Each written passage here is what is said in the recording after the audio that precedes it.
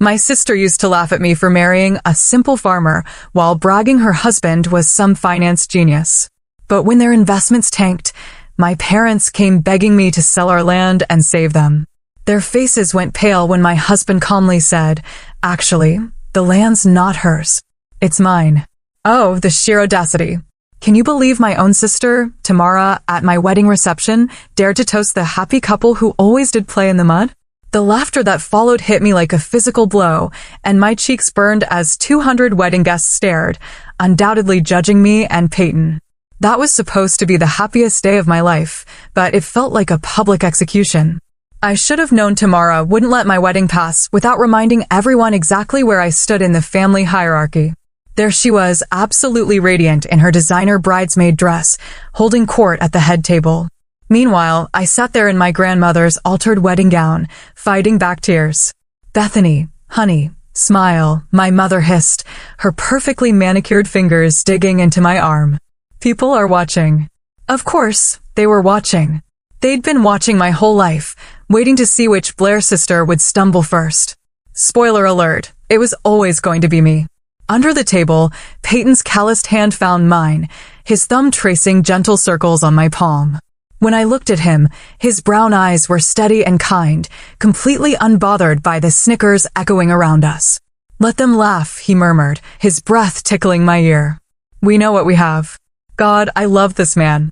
Even covered in a thin layer of dust from the fields he'd been working that morning. Because, yes, he'd insisted on checking the irrigation system on our wedding day.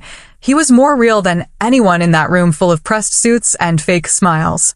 "I still can't believe you're marrying a farmer," my youngest sister, Erin, whispered, sliding into the empty chair beside me.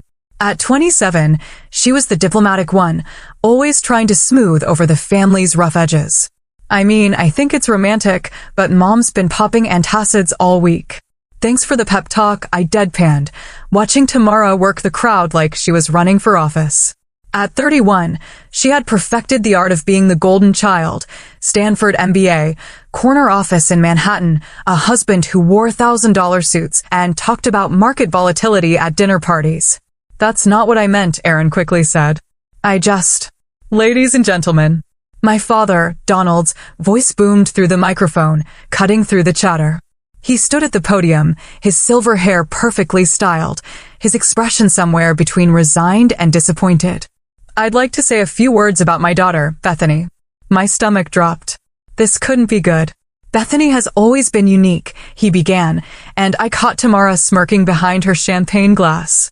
While her sisters focused on their careers and achievements, Bethany chose a different path, a simpler path. The word simpler hung in the air like a judgment. I felt Peyton's grip tighten on my hand. "She's chosen to marry Peyton, a man who works with his hands and understands the value of hard work." Donald's pause felt deliberate, calculated. "We wish them happiness in their humble life together." The applause was polite, lukewarm. I caught my mother dabbing at her eyes with a tissue, though I wasn't sure if they were tears of joy or mourning. "Your dad's really laying it on thick," Peyton said quietly, his voice steady despite the insult wrapped in wedding wishes. "He's been practicing that speech for weeks," I replied, watching Tamara lean over to whisper something to her husband, Elijah. They both laughed, and I didn't need to hear the words to know they were about me. This was my family. The people who should have been celebrating with me were instead treating my wedding like a funeral for my potential. Every achievement I'd ever earned, my college degree, my teaching awards, the small business I'd built selling organic produce, all of it dismissed because I'd chosen love over status. "You know what?" I said, standing up so abruptly that my chair scraped against the floor. The sound cut through the reception chatter, and suddenly everyone was looking at me again. I raised my water glass, because of course I was too practical to waste good champagne on a toast, and looked directly at my sister. "To family," I said, my voice carrying across the suddenly quiet room, "and to learning who really has your back when it matters." Tamara's smile faltered for just a moment, but she recovered quickly, raising her glass with the rest of the room.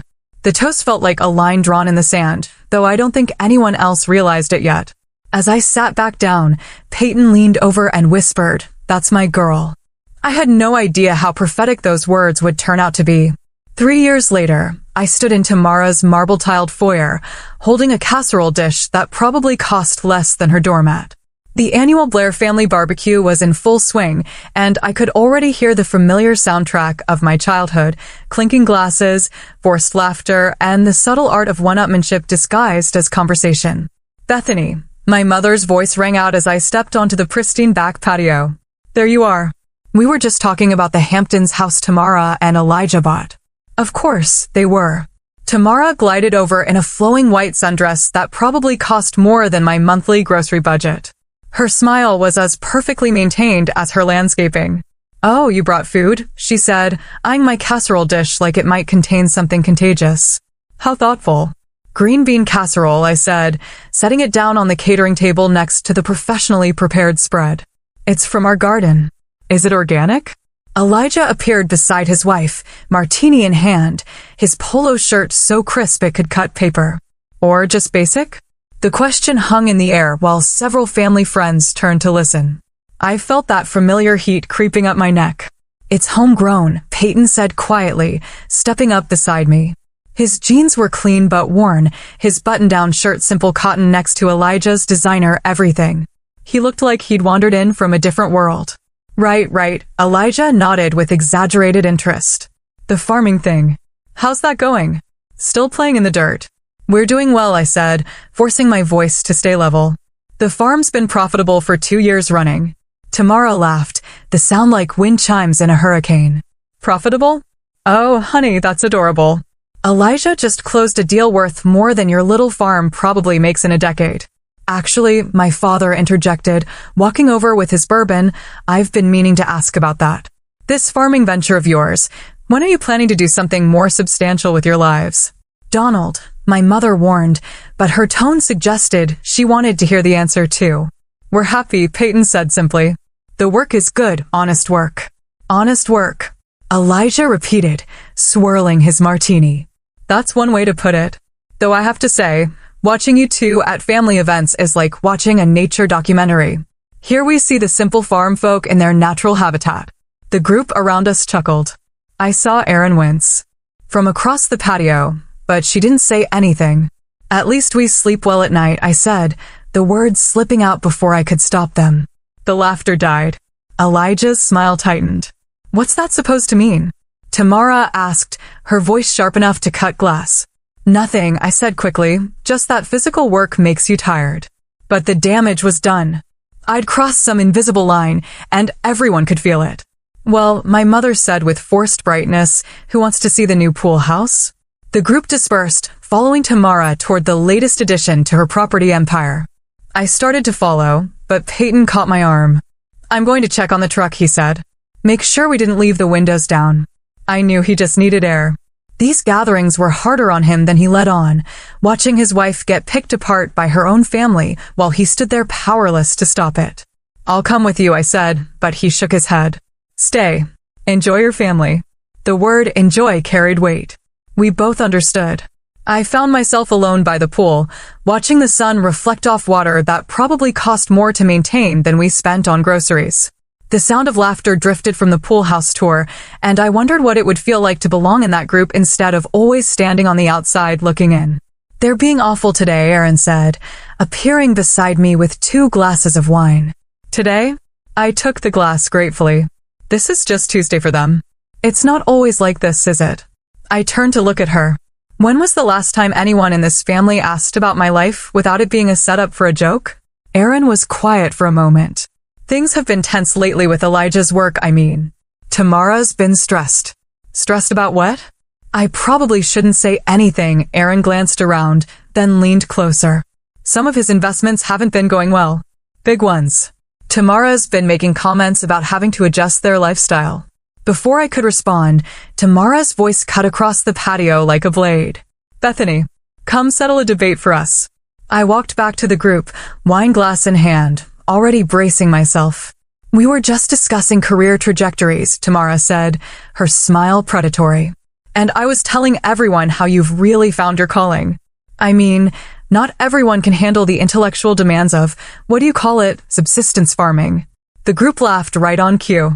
"Though I have to ask," she continued, stepping closer, Don't you ever wonder what you could have accomplished if you'd applied yourself? I mean, really applied yourself, instead of settling for this quaint little life. The words hit like physical blows. Every insecurity I'd ever had about my choices, every moment of doubt, all wrapped up in my sister's perfectly manicured cruelty. I opened my mouth to respond, but Tamara wasn't finished. I'm just saying, some of us dream bigger than vegetable gardens and county fairs. Real life happens on Wall Street, not in whatever little bubble you've created for yourself. The silence that followed was deafening. Even the people who'd been laughing looked uncomfortable now. I set my wine glass down with a steady hand. You're right, I said quietly. Real life does happen. And sometimes it happens in ways you never expect. 6 months after the barbecue from hell, I noticed the cracks starting to show. It started with missed phone calls. My parents, who used to check in weekly with updates about Tamara's latest achievements, suddenly went radio silent. When I did catch them, the conversations felt strained, like they were reading from a script with half the pages missing. How's Tamara doing? I asked during one particularly awkward call with my mother. Oh, you know, Tamara, always busy, always working on something big. The pause that followed stretched long enough to drive a truck through. And Elijah? He's fine. Listen, honey, I have to run. Your father's calling me. Click. I stared at the phone, frowning. In 30 years, my mother had never cut a conversation short unless someone was literally bleeding. The next red flag came at Aaron's birthday dinner. We met at a small Italian place downtown, nothing fancy, which should have been my first clue. The Blair family didn't do nothing fancy. Where's everyone else? I asked as Aaron slid into the booth across from me and Peyton. Mom and Dad had something come up. Tamara and Elijah are dealing with work stuff. Work stuff on a Saturday night? Aaron picked at her breadstick, avoiding my eyes. Things have been complicated lately. What kind of complicated? I probably shouldn't. Aaron, I leaned forward. What's going on? She glanced around the restaurant like she was checking for spies, then lowered her voice. Elijah's company is in trouble. Big trouble. Some kind of investment scheme that went sideways. I felt a little flutter in my chest, not quite satisfaction, but something close to it. I pushed the feeling down, ashamed of myself. How bad? Bad enough that they had to put the Hamptons house on the market. And the boat. And Tamara's been calling around asking family members for short-term loans. The flutter got stronger. I took a sip of water to hide my expression. Have they asked you for money? Peyton asked quietly. Not yet, but I think that's only because I don't have any to give. Aaron finally met my eyes. They haven't called you, have they? No, I said. But then again, we're just simple farm folk. What would we know about real money? Aaron winced. You heard about that? I was there, remember? Front row seat to the Tamara show. She's been different lately. Stressed. Snapping at everyone. Even the golden child has bad days, I guess. We ate in relative silence after that, but I could feel Peyton watching me. He knew me well enough to recognize the wheels turning in my head. Later that week, we were harvesting the late summer tomatoes when my phone rang. Unknown number. Hello, Bethany. The voice was shaky, older than I remembered. It's your mother. Mom, are you okay? You sound. I'm fine, sweetheart. Just tired. Listen, I was wondering, could you come by the house this weekend? There's something we need to discuss as a family. The words sent a chill down my spine. In Blair family speak, something we need to discuss as a family was never good news. What kind of something? It's better if we talk in person. Can you come Saturday afternoon around 2? I looked at Peyton, who was pretending not to eavesdrop while loading tomatoes into crates. His shoulders were tense. I guess so. Should I bring anything? Just yourself and Peyton, of course. The line went dead, leaving me staring at my phone. Family meeting? Peyton asked without looking up. Sounds like it. He straightened, wiping his hands on his jeans. About what? She wouldn't say. But given what Aaron told us, they're going to ask us for money. It wasn't a question. We both knew it was true. That night, I lay in bed staring at the ceiling while Peyton's breathing evened out beside me. Part of me, a bigger part than I wanted to admit, was almost excited. After years of being treated like the family disappointment, they were finally going to need something from me. The irony was delicious.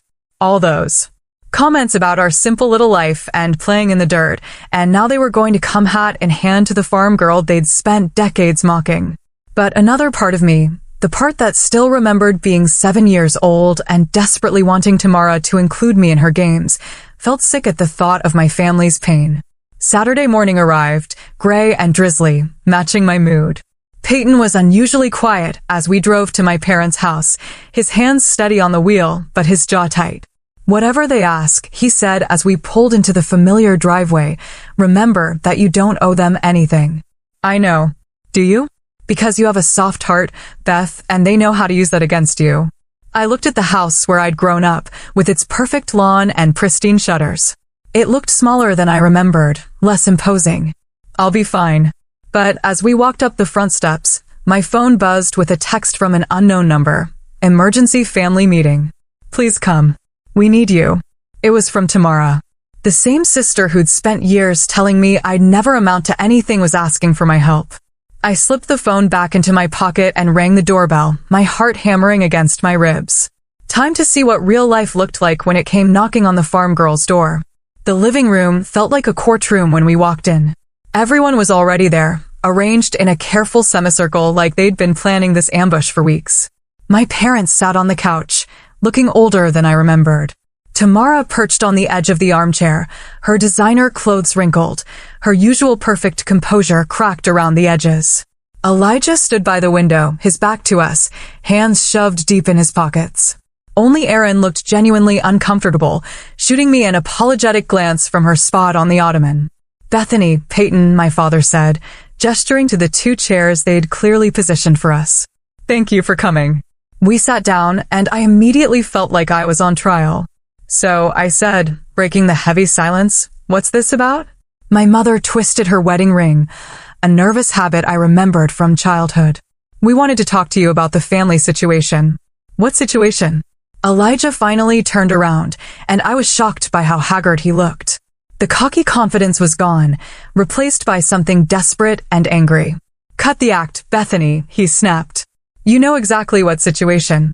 Elijah, Tamara warned, but her voice lacked its usual authority. No, I'm done pretending, he continued. Your sister told you about our problems, didn't she? About the investments. I glanced at Erin, who was studying her hands like they held the secrets of the universe. She mentioned you were having some difficulties. Difficulties? Elijah let out a bitter laugh. That's one way to put it. What Elijah means, my father interjected, is that the family is facing some financial challenges. Significant ones. How significant? The question hung in the air like smoke. Finally, my mother spoke. We could lose everything. The words hit the room like a physical blow, even though I'd suspected. Hearing it confirmed was different. Everything? Peyton asked quietly. The house, the savings, the retirement accounts, my father said, his voice flat. Elijah made some investments on our behalf. Investments that didn't pan out. I looked at Elijah, who was glaring at me like this was somehow my fault. I'm sorry to hear that, I said carefully, but I'm not sure why you're telling us. Because we need your help, Tamara said, leaning forward. For the first time in my life, my sister was looking at me with something that might have been desperation. Your land, my father said bluntly. The farm.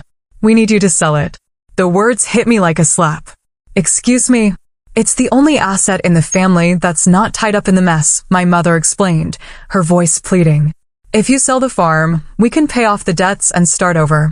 I felt Peyton's hand find mine, his grip steady and warm.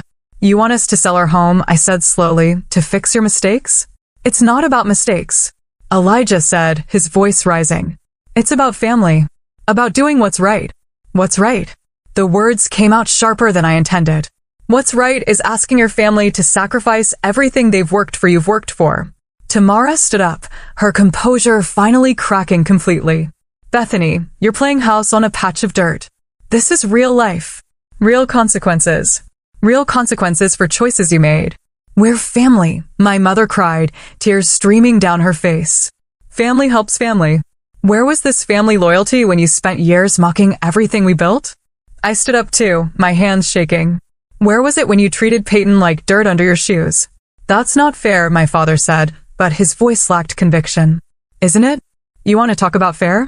Let's talk about every family gathering where you made us feel like charity cases. Every comment about our simple little life. Every time you acted like we were embarrassing you just by existing. Bethany, Aaron started, but I was on a roll now. And now, when your golden voice schemes fall apart, suddenly you remember we exist. Suddenly we're family. This isn't about the past, Tamara said, her voice desperate. This is about now. About survival. Your survival, built on our sacrifice. It's just land. Elijah exploded. It's dirt and weeds and nothing. You could buy another farm anywhere. The silence that followed was deafening. Even he seemed to realize he'd gone too far. Peyton stood up slowly, his movements deliberate and controlled. I think, he said quietly, we should go. Wait, my mother pleaded. Please, just think about it. We're not asking you to decide right now. Actually, my father said, his voice hard, we are. The creditors won't wait much longer. We need an answer by Monday. Monday? I stared at him. You're giving us 2 days to decide whether to destroy our lives for you. You're being dramatic, Tamara said, but her voice was shaking. It's just property. We're talking about people's lives here. My daughter's future. What about our future? You don't have children, she shot back. You don't understand what's at stake. The words hit like a physical blow, the unspoken implication that our childless marriage somehow made our lives worth less hung in the air between us.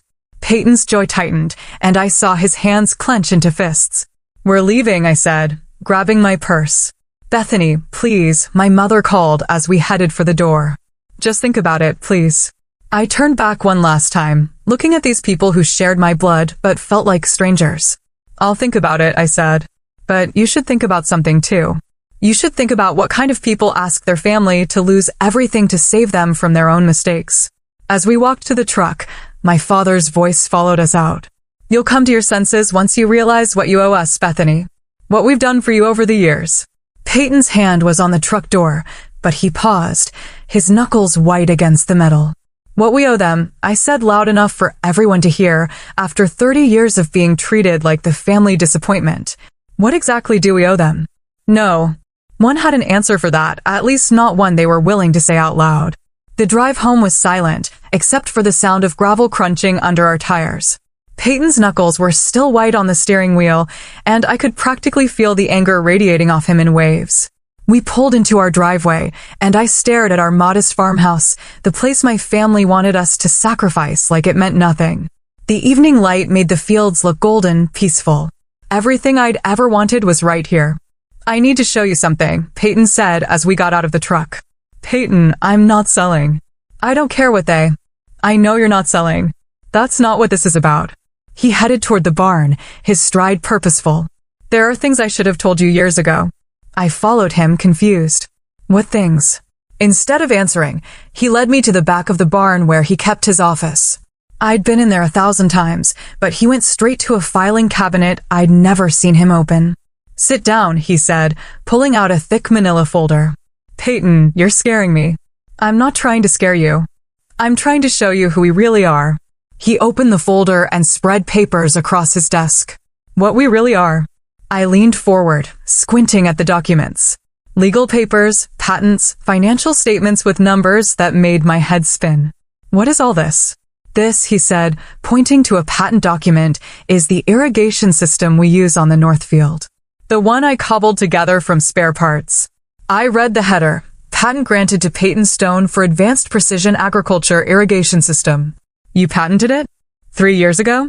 It's being used on farms across the Midwest now. He pulled out another document. This is the soil analysis software I've been working on, the program that helps us know exactly when and where to plant. Another patent. Another document with Peyton's name at the top. I don't understand. Why didn't you tell me? Because I wanted to be sure.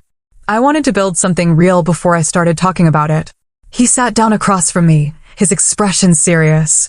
Beth, our patch of dirt isn't just a farm. It's a research and development facility. Everything we grow here, every system we test, it's all part of something bigger. My head was spinning. How much bigger? He pulled out a financial statement and slid it across the desk. The numbers at the bottom made me blink hard, certain I was misreading them. Are we worth? The company is worth that. Stone Agricultural Technologies. I started it 5 years ago, right after we got married. Used our land as the testing ground for everything. I stared at the papers, then at my husband. You've been running a tech company this whole time? A very quiet tech company. Most of our clients don't even know where the innovations come from. They just know the systems work. But why keep it secret? Why let my family think we're just farmers? Peyton was quiet for a moment, organizing the papers into neat piles.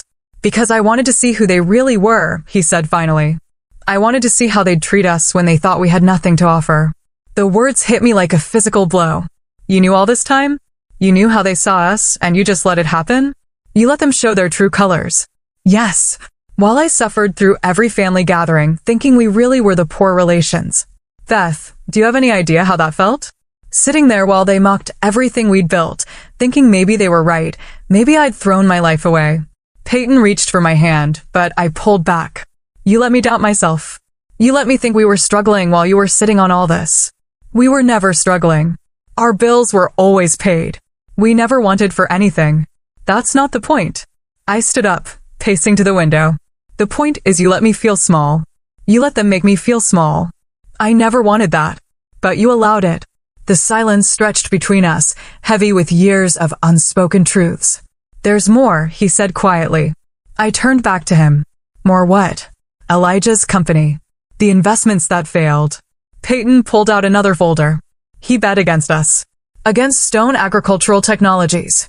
The words didn't make sense at first. What do you mean? He shorted our stock. Put his clients' money, including your parents' retirement fund, on a bet that our company would fail. I sank back into the chair, the full picture finally coming into focus. He lost their money betting against us? Every penny. He was so convinced that anything connected to simple farmers had to be worthless that he staked everything on our failure.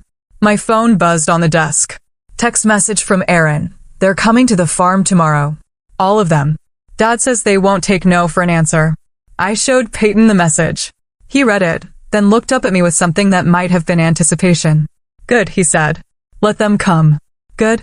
Peyton, they're going to demand we sell everything. They're going to learn the truth. He stood up, gathering the papers back into their folders. All of it. What are you planning? I'm planning to give them exactly what they've been asking for all these years. His smile was sharp, unfamiliar. A real education about who we are and what we're worth. And then what? Then we see if they're really family or if they're just people who share your DNA. I looked at my husband, really looked at him, and realized I was seeing a side of him I'd never known existed. The quiet farmer was still there, but underneath was something harder, more calculating. You've been planning this for a long time, haven't you? Been preparing for it. There's a difference. Is there? He met my eyes, and for the first time since I'd known him, Peyton looked dangerous. I guess we'll find out tomorrow. They arrived like a storm front, 3 cars pulling into our driveway at exactly 2 p.m., kicking up dust clouds that settled on their expensive paint jobs. I watched from the kitchen window as they climbed out, my parents looking grim, Tamara clutching a leather portfolio, Elijah adjusting his tie like he was heading into a boardroom instead of a farmhouse. Even little Tiffany was there, Tamara's 8-year-old daughter, looking confused and out of place in her pristine white dress. Showtime, Peyton said quietly, straightening his simple button-down shirt. He'd insisted on dressing exactly like he always did, jeans, work boots, the same clothes that had earned him years of condescending looks. The knock on our door was sharp, authoritative. My father's knock. I opened it to find them arranged like a delegation, my parents flanking Tamara and Elijah, with Aaron hovering uncertainly in the back, holding Tiffany's hand. We need to talk, my father said without preamble. Come in, I said, stepping aside. They filed into our living room, and I watched them take in the simple furniture, the handmade quilts, the family photos on the mantel. The same room they'd been in dozens of times, but now they were seeing it differently, calculating its worth, measuring its sacrifice potential. Please sit, Peyton said, gesturing to the couch and chairs. We'd rather stand, Elijah said, his voice tight with barely controlled desperation. This won't take long. Actually, my father said, pulling out a folder, we brought the paperwork to make this easier. He set it on our coffee table like he was serving a legal summons. Sale documents for the property. We've already had it appraised, found a buyer. All you need to do is sign. I stared at the papers, then at my family. You had our land appraised without asking us? We're trying to be efficient, my mother said, her voice strained. Time is a factor here. Whose time? Peyton asked mildly. Don't play games, Elijah snapped. You know exactly what's at stake. Your parents could lose their house. Tamara and I could lose everything. Tiffany could lose her college fund, her future. Daddy, what's happening? Tiffany asked, tugging on her father's sleeve. Nothing, sweetheart, Tamara said quickly. The adults are just talking about family, my mother said, her eyes fixed on me. About how family takes care of each other. I felt the familiar guilt starting to creep in, the same feeling that had controlled me my entire life. But then I looked at Peyton, who was watching the scene with an expression I couldn't quite read. You're right, he said suddenly. Family should take care of each other. Relief flooded my mother's face. Oh, thank goodness. I knew you'd understand. Which is why, Peyton continued, walking to his desk in the corner, I think it's time we had an honest conversation about family. He pulled out a thick manila folder, the same one from last night, and returned to the living room. What's that? Tamara asked, eyeing the folder suspiciously. Information, Peyton said, settling into his chair. About who we really are. About what this patch of dirt actually represents. We don't have time for games, my father said impatiently. We need a decision. You'll get one, Peyton said. But first, let me ask you something, Elijah. In your professional opinion, what would you say this farm is worth? Elijah glanced around dismissively. Maybe 200, 300 if you're lucky. It's decent land, but it's not exactly prime real estate. Interesting assessment. Peyton opened the folder and pulled out a document. What if I told you that this patch of dirt is actually the research and development headquarters for a company worth $50 million? The room went dead silent. What? Tamara said faintly. Stone Agricultural Technologies, Peyton continued conversationally. Maybe you've heard of it. Your husband certainly has. Elijah's face went white. That's impossible. Is it? Peyton pulled out another document. Patent number 10-008 for 7392. Advanced Precision Agriculture Irrigation System. Inventor, Peyton Stone. Filed 3 years ago. Currently licensed to farms across 12 states. He set the patent on the coffee table next to the sale documents. Patent number 11-230-47. Predictive Soil Analysis Software. Also mine. Licensed to agricultural companies nationwide. Another document joined the first. Should I continue? Because I have about 30 more patents here, all developed right here on this worthless patch of dirt. My mother was staring at the papers like they were written in a foreign language. I don't understand. It's simple, Peyton said. While you were all busy looking down on us, we were building something. Something significant. But you're just a farmer, my father said weakly. I'm a farmer who happens to hold a PhD in agricultural engineering from MIT. I'm also the CEO of a company that revolutionizes how food is grown in this country. Tamara sank into the nearest chair. This can't be real. Oh, it's real. Peyton pulled out a financial statement. Want to see our quarterly earnings? The numbers on the page made Elijah physically recoil. But wait, Peyton said, his voice taking on a harder edge. There's more. Elijah, you mentioned being familiar with Stone Agricultural Technologies. I might have heard the name. You did more than hear it. You bet against it. You convinced your clients, including Bethany's parents, to short our stock. The silence was deafening. You lost their retirement money betting that we would fail, Peyton continued. You were so convinced that anything connected to simple farmers had to be worthless that you staked everything on our destruction. Oh my God, Aaron whispered. So when you ask us to sell our land to save you from your mistakes, Peyton continued, you're asking us to sacrifice our life's work to fix the damage you caused by betting against our life's work. The front door opened, and a man in an expensive suit walked in like he owned the place. Sorry I'm late, he said, setting a briefcase on the table. Traffic was murder. Everyone, Peyton said calmly, I'd like you to meet Leonard Weiss, our attorney. Leonard smiled at the room full of stunned faces. I believe you have some questions for my client. Leonard opened his briefcase with the precision of a surgeon, pulling out documents and arranging them on our coffee table like he was setting up for surgery. The sale papers my father had brought suddenly looked pathetic next to the official legal documents spreading across the surface. Let's start with the basics, Leonard said, adjusting his glasses.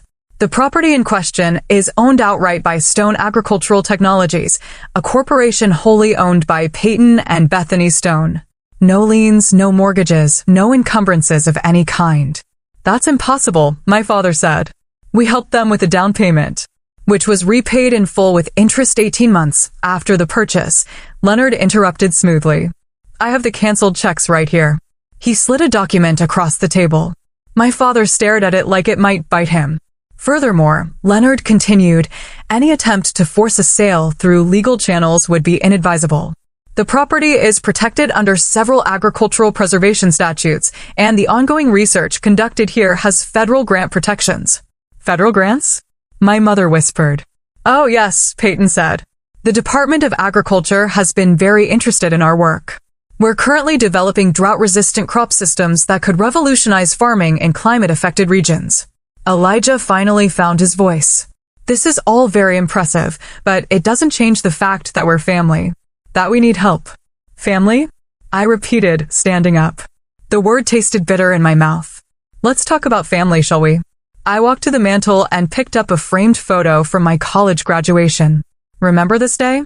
I graduated summa cum laude with a degree in environmental science. You know what you said to me, Dad? My father's face was stone. You said, too bad it's not a real degree, like business or law. You said I'd wasted 4 years studying dirt and plants. I set the photo down and picked up another one, our wedding day. And this day, when I married the love of my life. You spent the entire reception apologizing to people for my poor choice. You told Aunt Margaret that you hoped I'd come to my senses before it was too late. Bethany, my mother started. I'm not finished. My voice was steady, but my hands were shaking. Every family gathering for 5 years, every holiday, every birthday, every celebration, you made sure I knew exactly where I stood. The disappointment. The failure. The one who settled for less. Tamara was crying now, mascara streaking down her cheeks. We didn't mean. You meant every word. I turned to face her directly. You called our life a joke. You said real life happens on Wall Street, not in our little bubble. You mocked everything we built, everything we cared about. But we didn't know, she sobbed. We didn't know about the company, about the money. And that's exactly the point. The words exploded out of me. You didn't know and you didn't care to know. You saw what you wanted to see. 2 people you could look down on to make yourselves feel better. Leonard cleared his throat. If I may, there's another matter we should address. Address the financial losses your family has suffered? He pulled out another document. Stone Agricultural Technologies has been tracking the short positions taken against our stock. We're required to report significant trades to the SEC. Elijah went even paler, if that was possible. The trades were made through Pinnacle Investment Group, where Mr. Elijah Olson serves as senior partner. The total exposure was approximately $2.3 million, representing the retirement accounts of 17 clients. 17 families, Peyton said quietly. 17 families who trusted you with their life savings, and you gambled it all on a bet that we would fail. It was a sure thing. Elijah said desperately. Agricultural tech startups fail 90% of the time. The odds were that you'd do your homework before risking other people's money, Leonard interrupted. Did you visit the company? Did you research the patents? Did you look into the leadership team's background? Silence. You didn't, did you? You saw farming and assumed it was worthless, just like you assumed we were worthless. We can sue, my father said suddenly. For the losses. For damages. Leonard smiled, and it wasn't a pleasant expression. Please do. I'd love to explain to a jury how your son-in-law lost your retirement money betting against your daughter's company. The optics alone would be fascinating. What do you want? Tamara asked, her voice broken.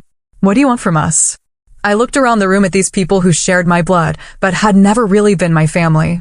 My parents who'd spent 30 years making me feel small. My sister who'd turned cruelty into an art form. Elijah who'd gambled away their future on his own arrogance. And little Tiffany sitting in the corner, watching her world fall apart. I want you to leave, I said simply. I want you to walk out that door and never come back. Bethany, please, my mother begged. We're sorry. We're so sorry. We made mistakes, but we're family. No, I said, and the word felt like freedom. Family doesn't treat each other the way you treated us. Family doesn't spend years tearing each other down. Family doesn't come crawling back only when they need something. But what about us? Tamara asked. What about Tiffany? What about her future? I looked at my niece. this innocent child caught in the wreckage of adult failures. Tiffany's future was never my responsibility. It was yours, and you gambled it away. You're really going to let us lose everything? My father asked. After everything we've done for you? Everything you've done for me? I laughed, and it sounded harsh even to my own ears. What exactly have you done for me, Dad, besides spend 30 years making me feel like I wasn't good enough? He had no answer. The meeting is over, Peyton said, standing up. Leonard, would you escort our guests out? Wait, Tamara said, desperation making her voice shrill. You'll regret this, Bethany. You'll regret turning your back on family. When you're old and alone, you'll remember this day and wish you'd made a different choice. I met her eyes, and for the first time in my life, I wasn't afraid of my sister. You're right, I said. I will remember this day. I'll remember it as the day I finally stopped letting you define my worth. They filed out like mourners leaving a funeral, taking their demands and their entitlement with them. Through the window, I watched them drive away, leaving nothing but dust clouds and silence. For the first time in 30 years, I was free. The silence after they left felt different than any quiet I'd ever experienced, not empty, but full, like the air itself had been holding its breath and could finally exhale. Leonard packed up his briefcase with the same methodical precision he'd used to unpack it. Well, he said, snapping the latches shut, that went about as expected. You've done this before? I asked. Not exactly like this, but I've seen enough family dynamics to know how these things play out. He straightened his tie. People show you who they are when they're desperate. Your family showed you. And now you move forward without them. After Leonard left, Peyton and I sat on our front porch, watching the sunset over our fields, the same fields my family had called worthless dirt just hours earlier. Do you think I was too harsh? I asked. Peyton was quiet for a long moment, his fingers tracing patterns on the porch railing. Do you remember what Tamara said at our wedding? About us playing in the mud. Hard to forget. I knew that day that this moment would come eventually. Maybe not exactly like this, but something like it. He turned to look at me. They never saw us, Beth. They saw what they wanted to see, people they could feel superior to. But they're still my family. Are they? The question hung between us like morning mist. Before I could answer, my phone rang. Erin's name flashed on the screen. I should probably take it, Peyton said. She's different from the rest. I answered on the third ring. Hello, Beth. Erin's voice was thick with tears. I'm so sorry. I'm so sorry. Erin, no, let me say this. I knew how they treated you, and I never stood up for you. I told myself I was staying neutral, but there is no neutral when someone you love is being hurt. I closed my eyes, feeling tears I hadn't expected. You were caught in the middle. I was a coward. And now, God, Beth, the things they're saying about you. Dad's telling everyone you abandoned the family. Mom's acting like you personally destroyed their lives. And Tamara. What about Tamara? She's bitter. Really bitter. She keeps saying you planned this whole thing, that you and Peyton set them up somehow. We didn't set anyone up. We just stopped pretending to be less than we are. I know that. I know you, even if I didn't defend you like I should have. Erin's voice cracked. Can you ever forgive me? I looked out at our land, at the life Peyton and I had built together despite everything. You're calling me now. That counts for something. I want to see you. Not to ask for anything. Just, I miss my sister. The real one, not the version they tried to make you into. Come for dinner Sunday. Bring whoever you want, but leave the drama at home. Just me. I promise. After I hung up, Peyton reached over and took my hand. One down. Think any of the others will come around. Does it matter? I considered that. A week ago, the thought of losing my family would have terrified me. Now, sitting here with my husband on land we owned free and clear, surrounded by the success we built together, it felt more like shedding old skin. No, I said finally. It doesn't matter. The next morning, I was in the garden when I heard a car in the driveway. My heart jumped, wondering if my parents had come back to try again. But when I looked up, I saw a woman I didn't recognize climbing out of a small sedan. She was maybe 40, wearing jeans and a simple blouse, carrying a manila folder. Mrs. Stone, she called out. I'm Sarah Martinez from the Department of Agriculture. I was hoping to speak with you and your husband about your drought resistance research. Peyton emerged from the barn, wiping his hands on a towel. Sarah, you made good time. The preliminary results you sent were incredible, she said, shaking his hand. We'd like to fast-track the grant approval for the expanded trials. Grant approval? I asked. $2.7 million over 3 years, Sarah said, smiling. Your husband's work could change how we approach farming in drought-affected regions. We're talking about feeding millions of people. I stared at Peyton. You didn't mention. I wanted to be sure before I got your hopes up, he said. But yes, we're about to get very busy. As Sarah and Peyton discussed research protocols and timelines, I found myself thinking about my family's visit. They'd come here demanding we sacrifice everything to save them from their mistakes, never realizing they were asking us to destroy something that could help feed the world. The irony was perfect. They'd spent years calling us small, insignificant, worthless. Meanwhile, we were quietly working on something that mattered more than any of their status symbols or investment portfolios. That evening, Peyton and I walked through our fields as the sun painted the sky orange and pink. The same walk we'd taken hundreds of times, but everything felt different now. Any regrets? He asked. I thought about my mother's tears, about Tamara's desperation, about little Tiffany caught in the middle of adult failures. I thought about the years of humiliation, the constant feeling of not being good enough, the way they'd made me doubt everything I'd chosen. No, I said and meant it. No regrets. Even about your family? They made their choice long before today. They chose to see us as less than we were. They chose to bet against us, literally and figuratively. I stopped walking and turned to face him. I choose us. I choose this life. This work. This future we're building. Peyton smiled, the same gentle smile that had made me fall in love with him in the first place. Good. Because I have plans for us. Big plans. Bigger than a $50 million company. Much bigger. He gestured toward the fields stretching out around us. We're going to change the world, Beth. One seed at a time. As we walked back toward the house, I realized something had shifted inside me. The part of me that had always sought my family's approval, that had carried their disappointment like a weight, it was gone. In its place was something stronger, cleaner. I was exactly where I belonged, with exactly the right person, doing exactly the work I was meant to do. And for the first time in my life, that was enough. More than enough. It was everything.